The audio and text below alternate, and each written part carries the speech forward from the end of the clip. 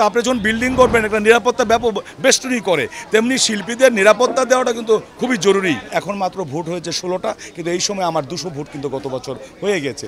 বিভিন্ন গোয়েন্দা সংস্থা ডিজিএফআই আছে, এটা কিন্তু আমাদের নিরাপত্তার জন্য দিচ্ছে। এটাকে খারাপভাবে দেখার বা খারাপভাবে উপস্থাপন করার কিছু নেই।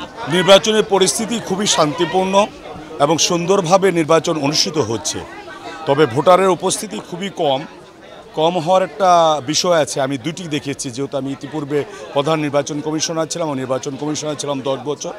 একটি হলো প্রচারণাটা নির্বাচন কমিশন ওইভাবে করতো না। গতবার আমি যেভাবে একটা আলোড়ন সৃষ্টি করেছিলাম, জাতীয় নির্বাচন ছিল তখন নারায়ণগঞ্জে, সেটার উপর আমি ছাপিয়ে দিয়েছিলাম এই চলচ্চিত্র শিল্পী নির্বাচন। এই প্রচারণাটা ওইভাবে আনতে পারে নাই। দ্বিতীয়ত হলো, আপনি জানেন যে এখন গরম এবং এটা বৈশাখ মাস, আজকে তাপমাত্রা অনেক বেশি। এর জন্য তাপমাত্রার কারণে ভোটাররা ভাবছে যে আমরা একটু পরে আসব। আর আমার 12 বছর অভিজ্ঞতা থেকে বলবো নির্বাচন কমিশনের যে ভোটাররা সাধারণত জুম্মার নামাজের পরে আসে। তবে এখন পর্যন্ত কোনো অপ্রীতিকর ঘটনা ঘটেনি এবং আমি যে ব্যবস্থাপনা করেছিলাম গতবার, দুই পাশে দুটি প্যানেল আছে, তারা শান্তিপূর্ণভাবে আছে এবং তারা ভোট দিয়ে আসছে। আমার মনে হচ্ছে যে ভালো ইলেকশন হবে। আমি গতবার যেগুলি পদক্ষেপ নিয়েছিলাম, আমি অনেকগুলি নতুন পদক্ষেপ নিয়েছিলাম। এই যে বাঁশ বাঁধার ব্যাপারটা, দুই প্যানেল থাকবে, কেউ কারোর সাথে যাবে না, বাইরে থেকে ডেকে আনবে না, এটা। তারপর সিসি ক্যামেরার ব্যবস্থা করেছিলাম, তারপর মনিটরের ব্যবস্থা করেছিলাম, এবারও করেছে।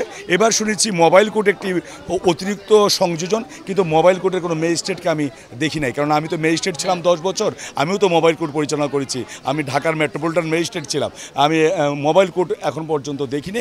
তবে তারা যে ব্যবস্থাগুলি করেছে সেটা হলো গতবার আমি যা করেছি তাই। তবে আমরা বলবো, আমরা শিল্পী, আমরা উদার।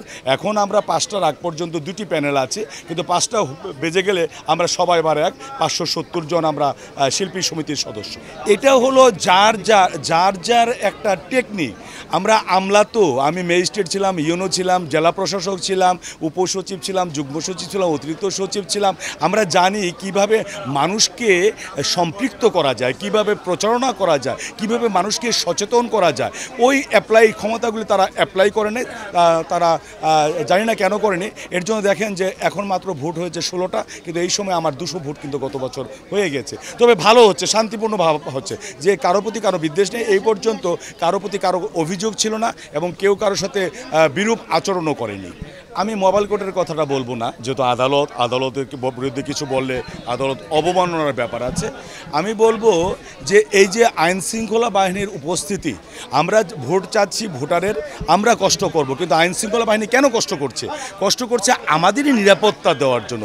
শিল্পীদের নিরাপত্তা, শিল্পীরা হলো অ্যাসেট, এই অ্যাসেটকে তারা নিরাপত্তা দিচ্ছে এবং তারা কিন্তু অন্য জায়গায় ডিউটি গেলে রেস্ট নিতে পারে, কিন্তু আপনি দেখছেন এখানে কেউ রেস্ট নিতে পারছে না। তাই এটাকে আমি বৈরীভাবে দেখছি না, এটা নিরাপত্তা দরকার। আজকে যদি কোনো শিল্পীর কোনো দুর্ঘটনা ঘটে যায়, যদি নিরাপত্তার অভাবে একজন আরেকজনকে প্রতি আঘাত হানে, এটা কিন্তু সরকারকে জবাবদিহি করতে হবে।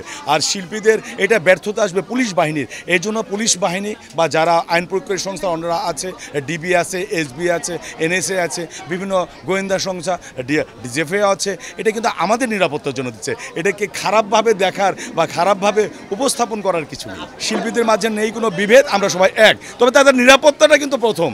আপনার নিরাপত্তা, আপনি যখন বিল্ডিং করবেন একটা নিরাপত্তা বেষ্টনী করে, তেমনি শিল্পীদের নিরাপত্তা দেওয়াটা কিন্তু খুবই জরুরি এবং এটা কোনো খারাপ দেখছি না আমি।